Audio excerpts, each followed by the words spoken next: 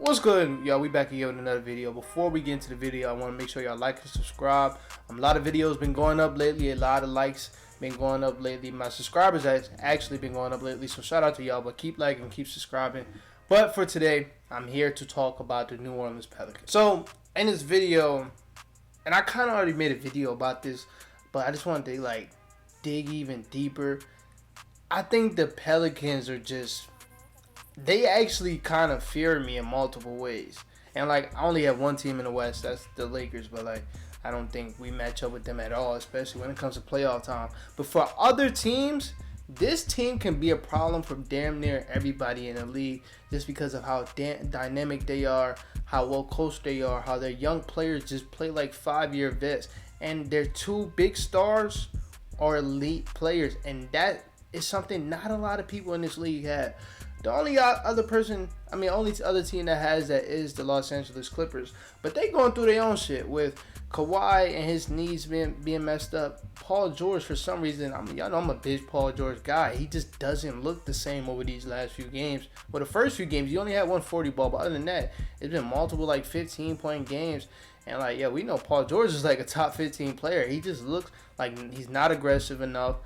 His defense has been good. His playmaking has been good. He looked like a shell of himself. And then their depth, other than John Wall, a lot of their depth hasn't been playing well. Norman Powell just had a good game yesterday, but Rocco hasn't been playing well.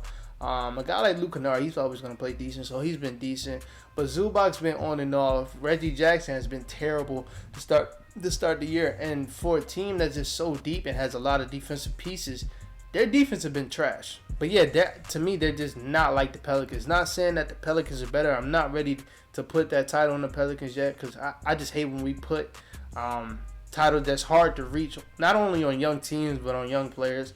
So I'm not going to do that yet. But looking at this team, it's just nothing that they really lack to me. First off, I want to start off with their coach. I just think the way he puts his trust in the players brings the best out of players.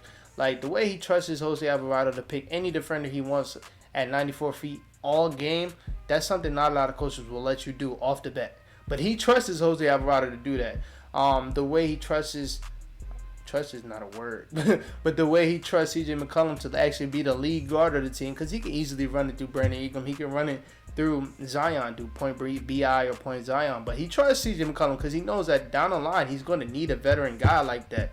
So he puts him in. At times, he trusts Trey Murphy over Herb Jones, and that's a hard decision to make. But games when Herb Jones wasn't really doing that well, he put Trey Murphy in because he knows we need that shooting. That's one thing that the team needs. And that's one thing that the team needs is shooting. And Trey Murphy is one of the best spot-up shooters we have in this league. And he's not that big of a drop ball from Herb. So he trusts Trey Murphy in key moments, too. We can go back to last season. In that third and fourth quarter, well, actually it was in the fourth quarter. In the fourth quarter when they were down by 12 and the Clippers had all the momentum, he had a lineup of Herb Jones, Brandon Ingram, CJ McCollum, Trey Murphy, and Larry Nance.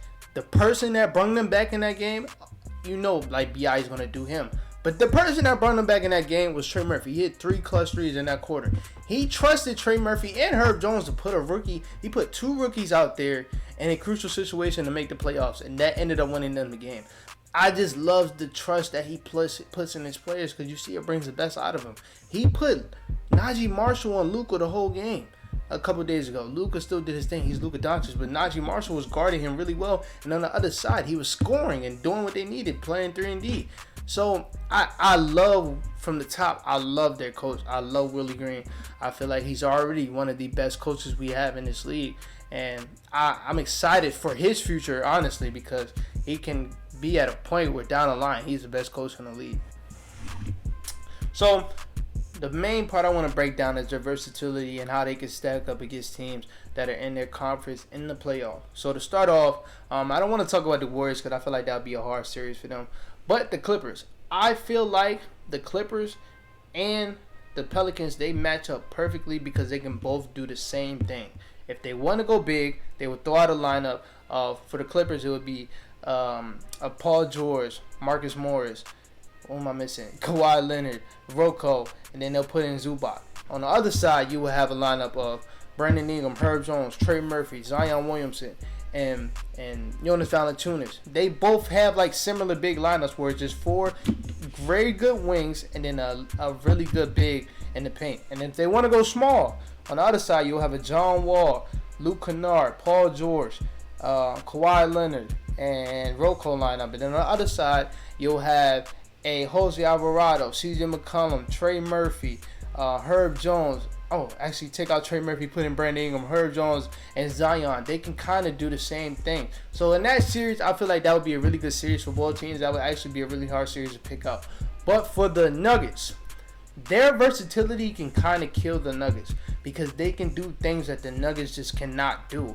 They can go small. They can go with a fast lineup. They can go with a big man lineup. And we've seen through these first few games with the Nuggets, and it's something that I don't think will change. So I don't think this is an overreaction. Unless they make a big trade, their paint defense is going to suck. And I'm talking about the Nuggets. So if you run out a lineup of Jonas Valanciunas and Zion, which is basically their starting lineup, that in a 7-game series can hurt because they just don't have no paint defense.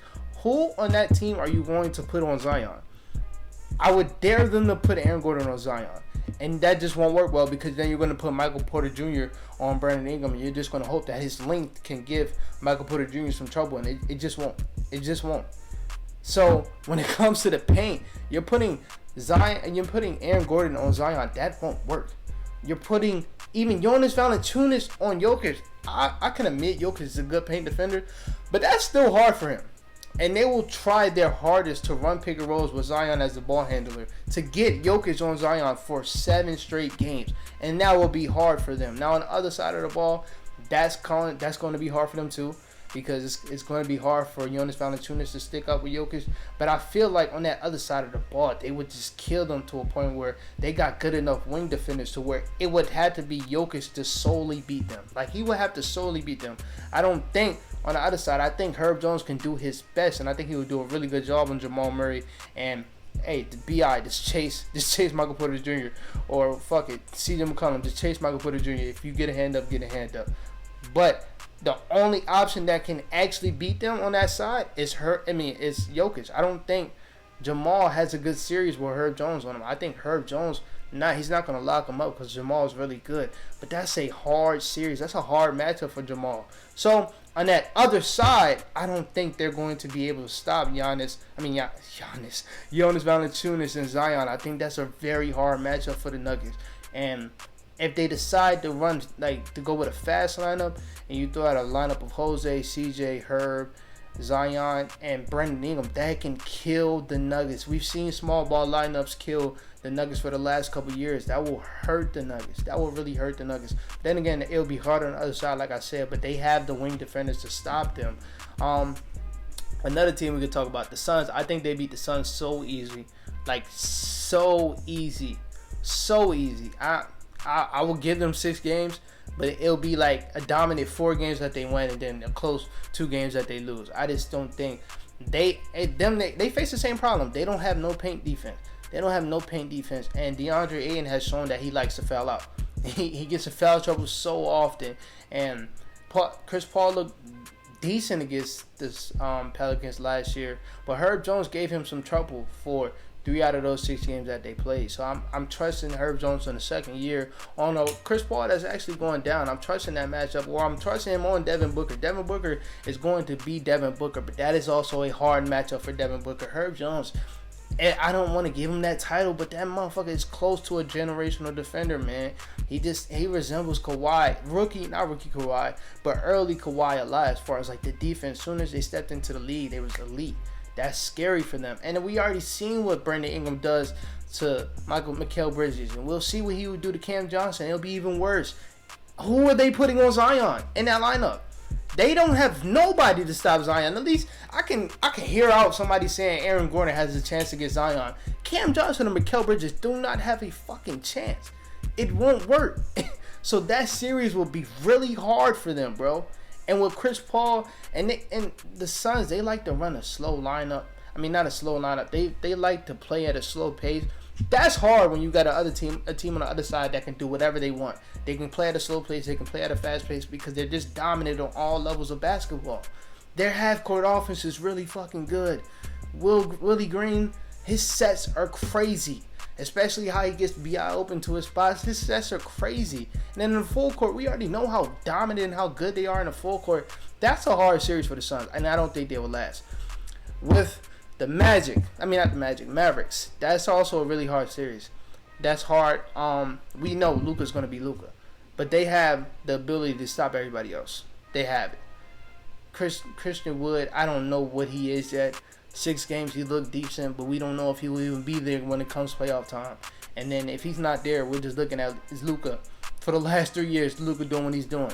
And that hasn't won them nothing. They don't have a Jalen Brunson to help Luka out no more. I don't expect. We've seen times where Reggie Bullock is not there, then he's there. We've seen times when Tim Hardaway Jr. is not there, and then he's there. So I'm not gonna put my faith into them. Spencer Dinwiddie, the same thing. I'm not gonna put my faith into him. So what else do they have after that? Like, that's a hard series for them. When we're looking at the Pelicans, that can just run them out the gym or that can kill them in the paint, because them, like the other 2 teams we talked about today, do not have zero paint defense. And them, also like the other teams we talked about, do not have a guy that can even neutralize Brandon Ingram. Like, I haven't even talked about their stars like that because I don't really have to. Zion would kill against the Nuggets. He would kill like really bad against the Suns, and it would be even worse against the Mavericks. You're gonna put Maxi Kleber on him? Good fucking luck. Good luck. Zion's first 30 ball was on Maxi Kleber. Like, good luck, bro. Good luck. That would be a hard series. Someone's telling me like Luka being Luka that he can push that series to like 6 or 7, but that would be a hard series.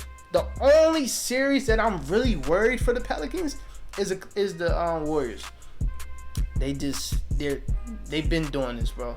They've been doing this, and the one thing that the Pelicans, they kind of lack at is perimeter defense, and those threes will fuck them up.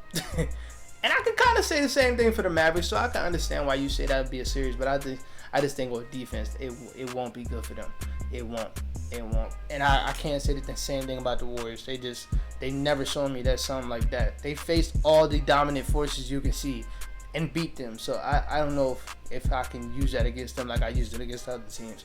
But like I said, man, this Pelicans team is scary, bro. And then you're looking at them possibly getting our pick if we're still trash. We got a dub yesterday, but if we're still trash, they can possibly get our pick. And if they don't get number 1, I promise you they're trading that pick.